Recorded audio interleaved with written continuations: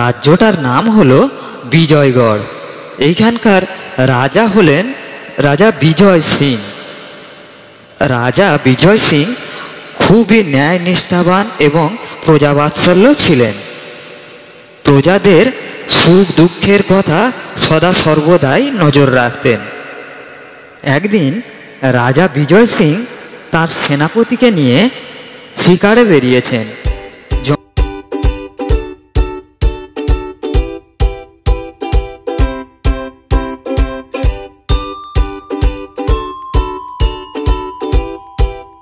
জঙ্গলে শিকার করতে করতে রাজা বিজয় সিং খুবই ক্লান্ত হয়ে পড়েছিলেন। তখন রাজা বিজয় সিং সেনাপতিকে বললেন, সেনাপতি, অনেকক্ষণ তো হলো আমরা শিকারে বেরিয়েছি, শরীরটা খুবই ক্লান্ত লাগছে, এখন একটু গাছের তলায় বসে বিশ্রাম নেওয়া যাক। আগে আগে মহারাজ, আপনি ঠিকই বলেছেন, তাই হোক, একটু গাছের তলায় বসে জিরিয়ে নেওয়া যাক।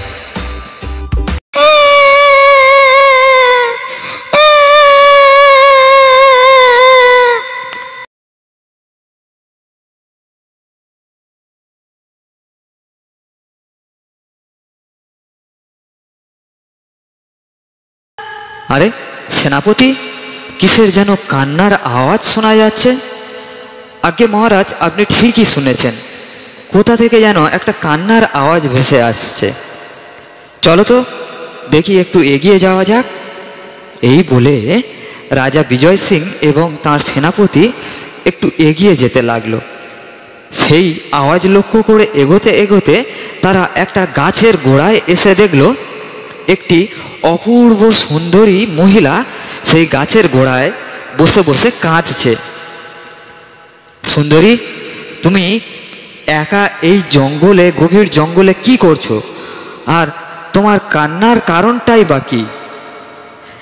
আগে মহারাজ, আমি নিতান্তই একা, তাই আমি এই জঙ্গলে বসে কাঁদছি।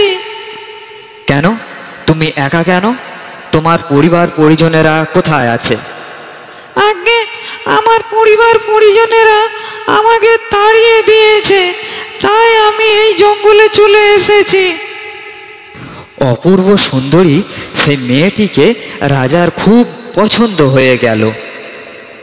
আচ্ছা, তোমার নাম কি? আগে আমার নাম অপরূপা। আচ্ছা অপরূপা, আমি বিজয়গড় রাজ্যের রাজা বিজয় সিং।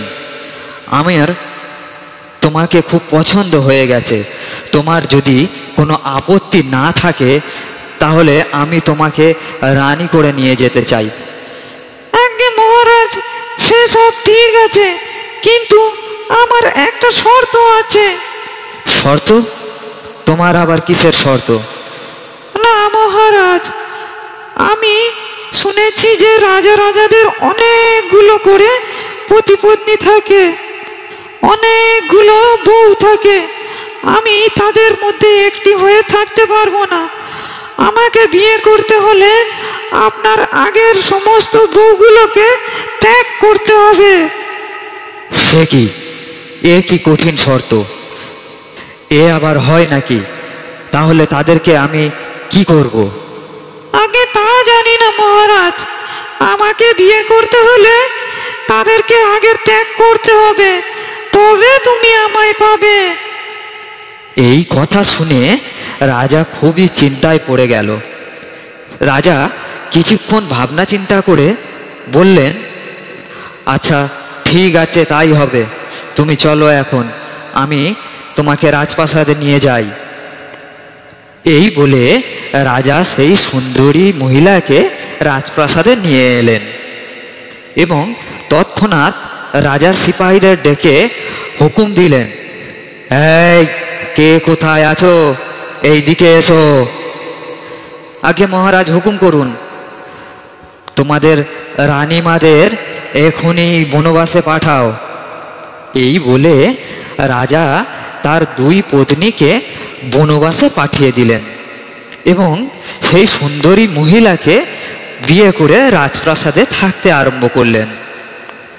এদিকে রাত যখন গভীর হলো তখন সেই সুন্দরী রানী ধীরে ধীরে পেতনিতে পরিণত হলো, একটি ডাইনিতে পরিণত হলো।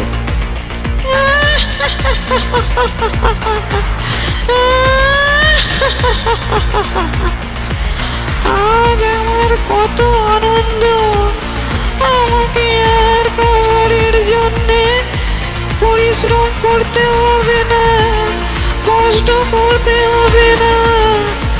হাতি সালের হাতি, ঘোড়া সালের ঘোড়া, গোয়ালের গরু আমি ইচ্ছা মতো খেতে পারবো, আমাকে আর কষ্ট করতে হবে না।